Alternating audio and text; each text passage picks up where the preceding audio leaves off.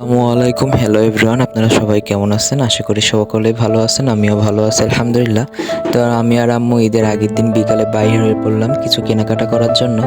তো দেখতেই পারতেছেন দোকানে অনেক ভিড়। মুরগির দোকানে এসেই আম্মু দোকানদারের সাথে কথাবার্তা বলে ওনাকে বলা হলো আমাদের জন্য একটা মুরগি ওজন করার জন্য। তো উনি একটা মুরগি ওজন করে আমাদেরকে জবাই দিয়ে ওয়েট করতেছিলাম আর কি, দাঁড়ায় দাঁড়ায় অনেকক্ষণ দাঁড়ায় আছি দোকানে। মুরগিটা ভালো করে ক্লিন করে না নিয়ে গেলে বাসায় যেয়ে পরে সমস্যা হবে। তো এর মধ্যে আমরা অনেকেই আবার ক্লিন করা মুরগি পছন্দ করি না, ড্রেসিং করে নেওয়া হয় না আর কি।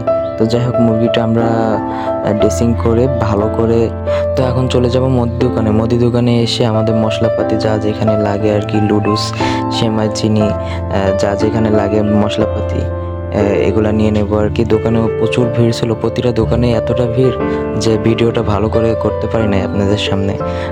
তো এখানে একটা মজার বিষয় ছিল কি, দোকানদার একটা মাল বারবার গুনতেছিল আর কি, হিসাব করতেছিল।